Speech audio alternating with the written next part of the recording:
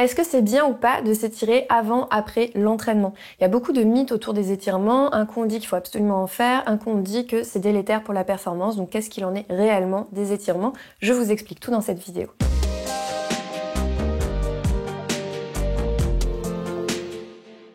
Je m'appelle Alexia Cornu, je suis coach et experte en physiologie de la femme. J'accompagne depuis plus de 14 ans des femmes dans un objectif de sport bien-être et également de prise en charge globale de leur santé. Alors avant de commencer, je fais juste une mini parenthèse.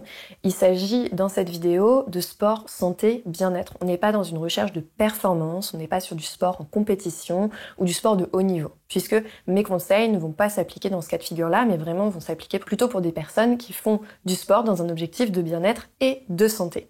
Alors, les étirements, on va déjà les diviser en deux catégories. On va avoir les étirements statiques et les étirements dynamiques. Les étirements statiques, c'est quand on reste plus de 30 secondes dans une position donc prolongée d'étirement en statique et que on attend pendant ce temps que les muscles se détendent, se relâchent, que les tendons, les ligaments, que tout vienne se détendre. À l'inverse, les étirements dynamiques sont des étirements en mouvement où on va à la fois chercher à étirer le muscle avec une amplitude dans l'exercice qui est réalisé, mais sans rester longtemps sur l'étirement en lui-même.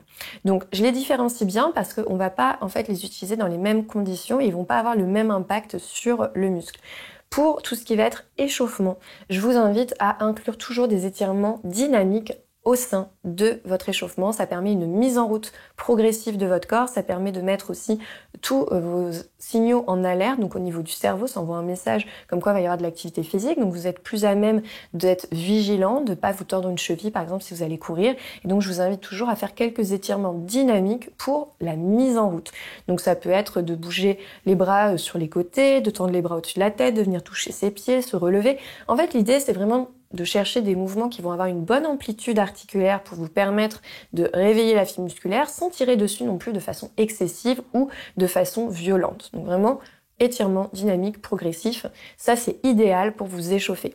C'est très bien aussi pour terminer une séance quand vous avez eu quelques impacts, je pense à la course à pied, je pense aux accélérations, aux sauts, etc. Si vous avez eu des exercices avec beaucoup d'impact ou alors que vous savez que vous allez avoir des courbatures parce que vous étiez sur un niveau de séance qui est plus avancé que ce que vous faites habituellement et que vous risquez du coup d'avoir des courbatures, ça peut être intéressant en fin de séance de faire quelques mouvements doux, encore une fois, d'étirement, mais sans forcer, sans chercher une amplitude maximale, sans rester longtemps sur l'étirement. Puisque si vous avez eu des impacts ou que la séance était difficile, vous avez davantage de risque de micro-lésions sur le muscle. Et donc, c'est ces micro-lésions qui sont des courbatures, qui quand ces micro-lésions vont se réparer, le sang va venir du coup réparer votre muscle encore plus fort qu'il ne l'était avant, mais vous allez avoir une douleur associée, ce sont les courbatures. Donc, quand vous avez des micro-lésions, c'est pas grave en soi, j'ai fait une vidéo sur les courbatures, il n'y a pas de négatif à avoir des courbatures, puisque le muscle se répare toujours plus fort. En revanche, c'est important de ne pas tirer fort sur ces micro-lésions pour pas en fait les agrandir tout simplement. Imaginez que vous avez des mini déchirures dans votre muscle,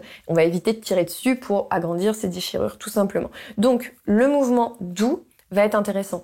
Alors vous allez me dire, est-ce que dans ce cas-là on ferait pas mieux de rien faire? Non, c'est intéressant quand même de faire des mouvements en amplitude modérée parce qu'en fait quand vous bougez comme ça avec une bonne amplitude, sans aller au maximum, sans tirer très fort sur votre muscle, vous avez quand même une bonne circulation sanguine, vous ramenez en fait du mouvement au niveau de vos muscles et donc le fait d'avoir du sang qui va venir sur le muscle permet au muscle de se réparer plus vite en fait puisque c'est le sang qui va réparer les lésions musculaires. Donc c'est intéressant quand même de faire ces mouvements doux, sans forcer bien sûr, mais de les faire.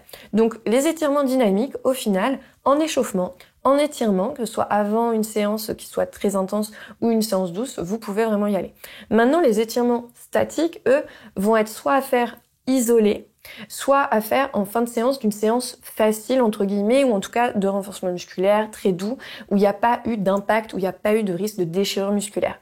On évite vraiment de faire les étirements statiques prolongés quand il y a eu des courbatures très importantes ou quand il y a des risques de déchirure musculaire.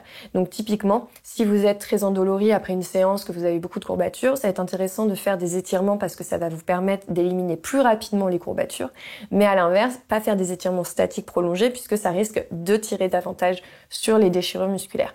C'est quand même très intéressant de faire des étirements statiques puisque ça permet d'augmenter considérablement votre souplesse. Et quand vous avez une meilleure souplesse, vous avez une fibre musculaire qui est plus élastique et qui du coup va être moins susceptible de se déchirer puisqu'une fibre musculaire élastique va moins être traumatisée par des impacts, des chocs, elle va plus facilement s'adapter à des efforts plus intenses et donc vous aurez moins de risques d'avoir des courbatures ou d'avoir du coup des lésions musculaires et des blessures.